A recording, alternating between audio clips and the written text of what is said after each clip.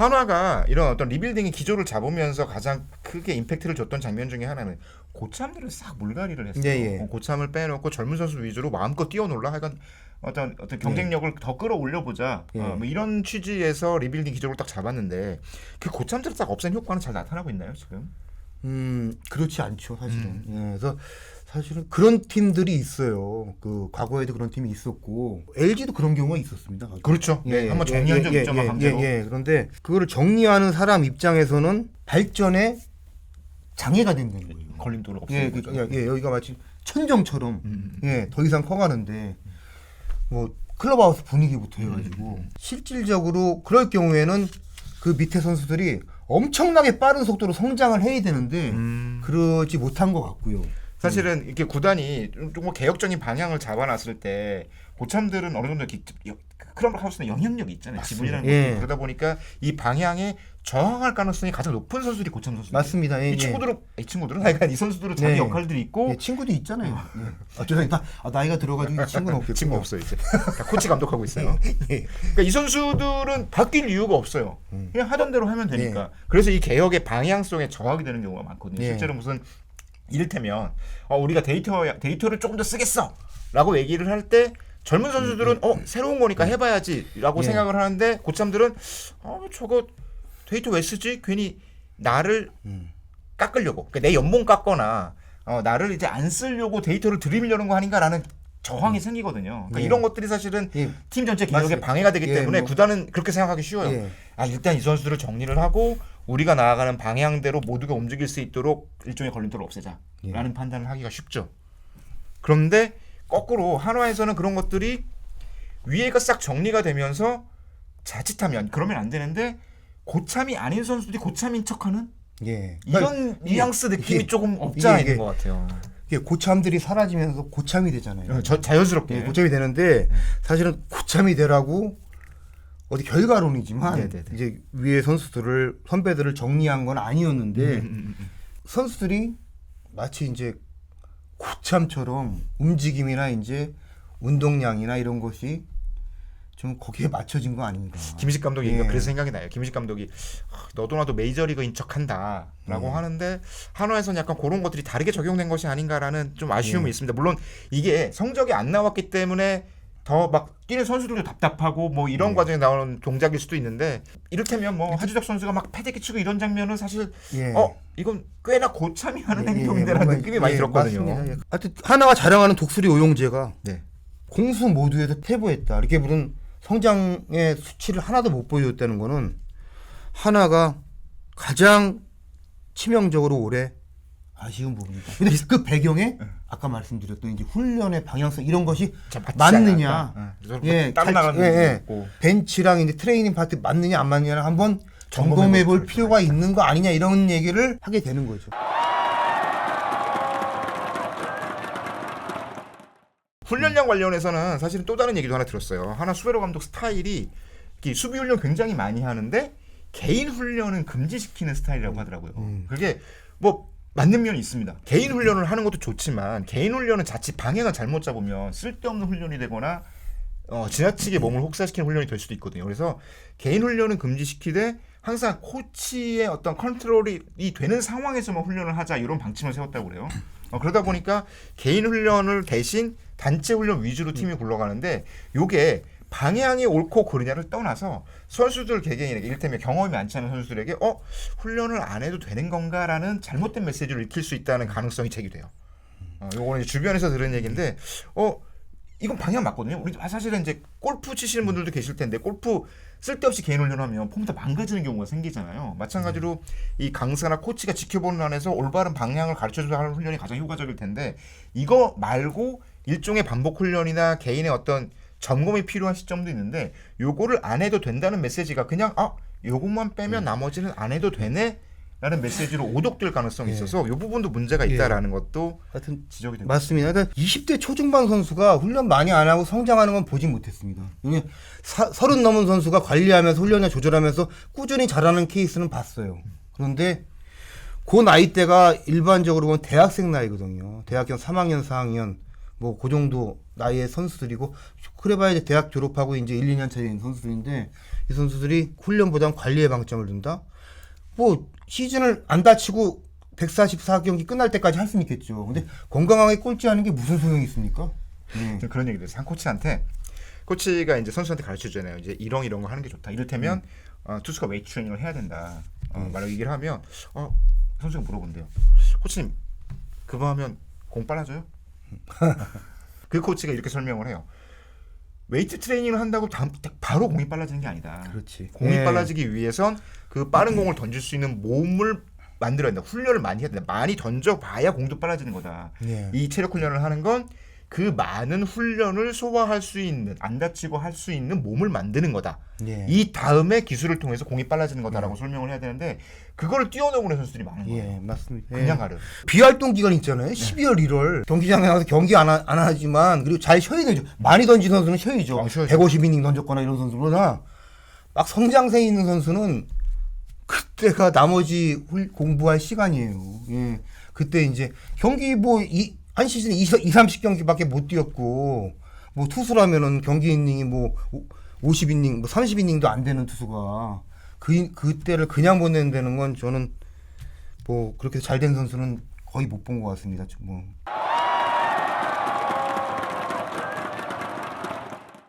첫 시즌은 그렇다 치고 두 번째 시즌에 약간 이렇게 삐걱대는 모습이 나왔잖아요.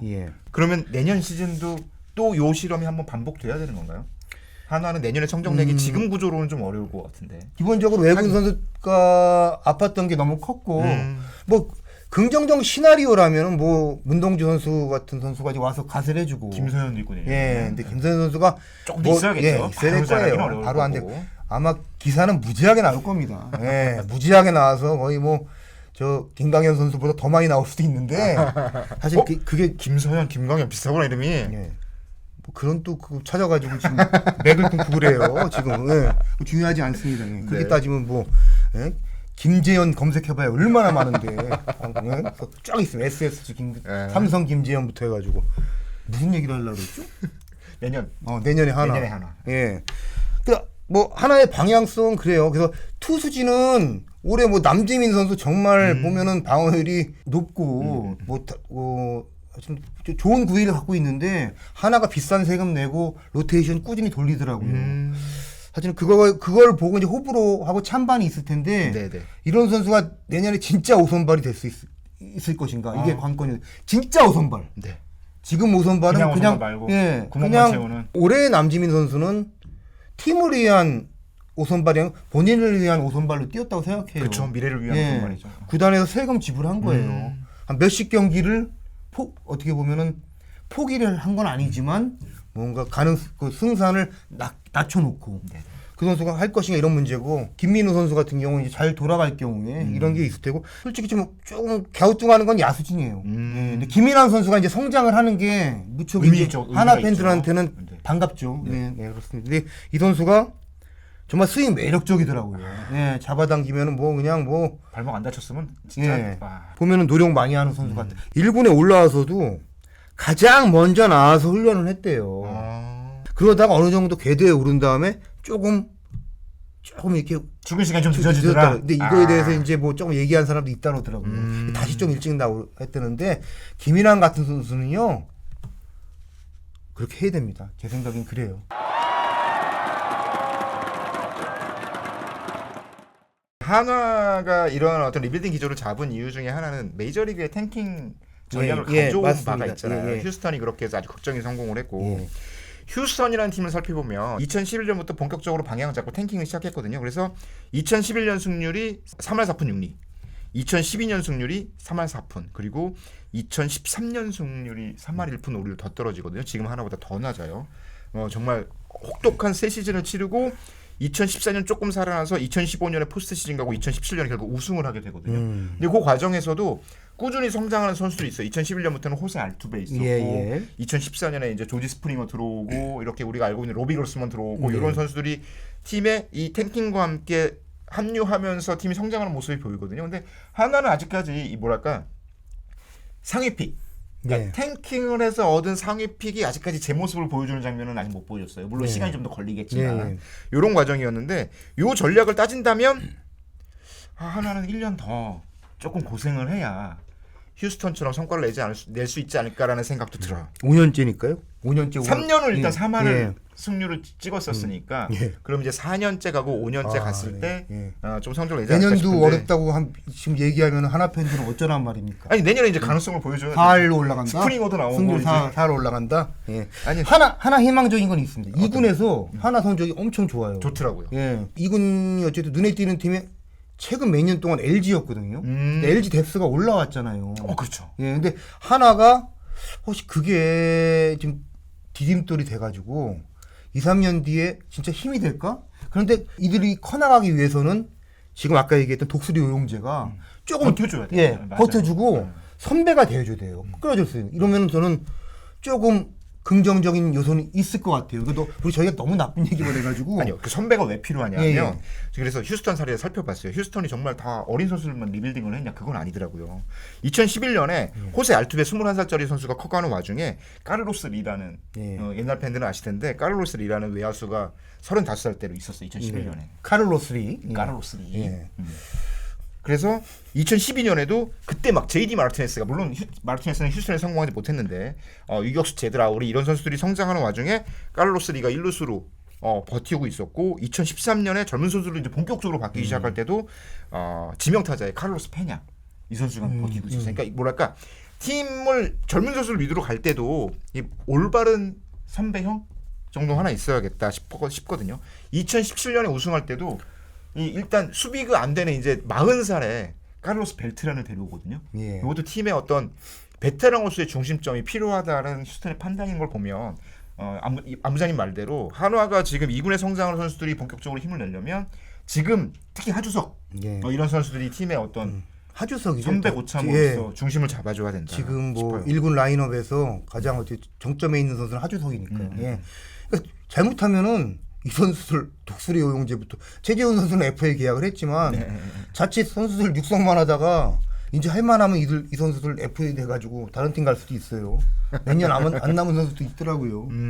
LG 2군이 1군이 맨날 조금 어려울 때 2군에서 쌓아놓은 성적들이 분명히 효과를 발휘하는 것 같고 한화도 그 전력으로 굉장히 많은 노력을 하고 있는데 최근에 한화는 이 1군과 2군을 왔다 갔다 하는 선수들이 많더라고요. 네 맞습니다. 예 맞습니다. 1군 경험을 그러니까 한번 하고 테스트를 내려오고. 2군에 좋은 선수들이 올라와서 이제 테스트를 하는 거죠. 사실은 어떻게 보면 긍정적으로 해석하면 그 테스트가 가능한 것도 순위 싸움과 관계없는 승리를 유지하기 때문에 2군의 모습은 상당 부분 그 구단의 미래인 것은 맞습니다. 예.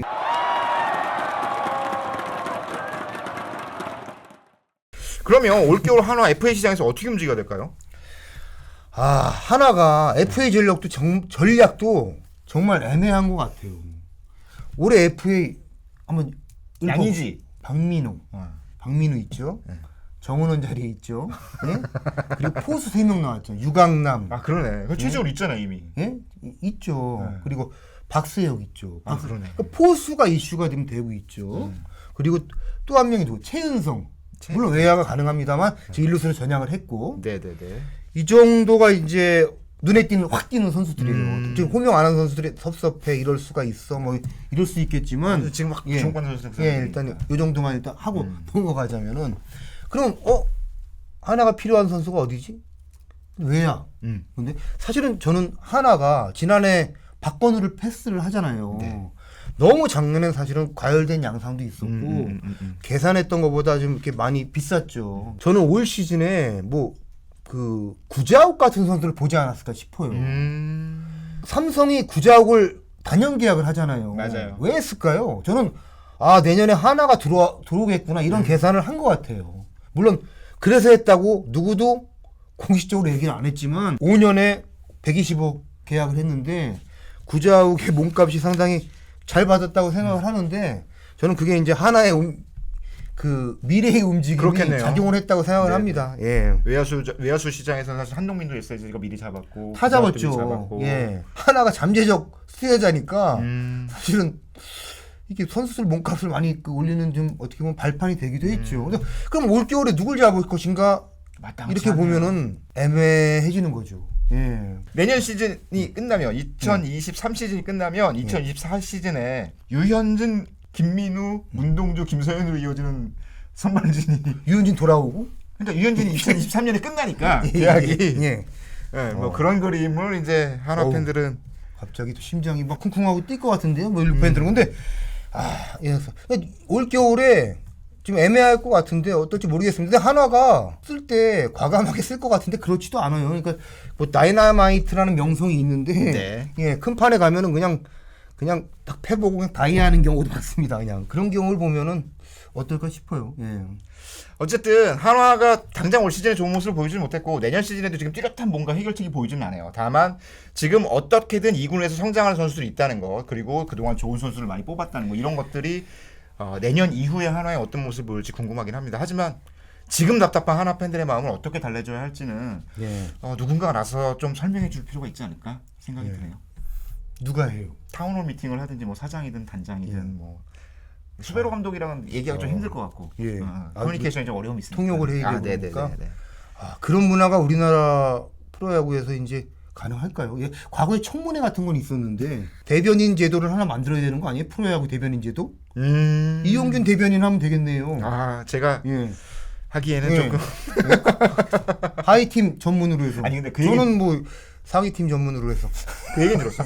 볼티모어가 굉장히 이제 리빌딩하고 뭐 이런 과정이 있는데 그나마 볼티모어 팬들이 잘 참고 있는 거, 볼티모어 담당 기자들 혹은 볼티모어 구단이 담당 기자를 통해서 자신이 어떤 만들어가는 리빌딩의 방향 등을 잘 설명해주고 있기 때문이다. 이런 얘기 들었거든요. 그 한화도 그냥 팬들에게 그냥 기다려달라고만 할 수는 없을 것 같습니다. 우리가 지금 어떤 성과를 내고 있고 어떤 부분이 잘 되고 있고 이런 부분들을 명확하게 얘기해줘야겠죠. 예. 그러니까 언제까지 애처로운 최광하나 이걸 들어야 되는지 뭐 경기장 8회가 되면 이제 그게 들리는데 좀 이렇게 좀 얼마 전에 안타깝습니다. 한강변에서 그 멍때리기 대회 했잖아요.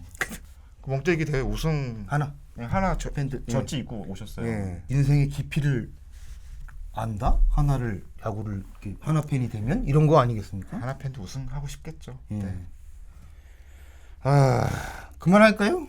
네. 점점 우울해지고 있어요.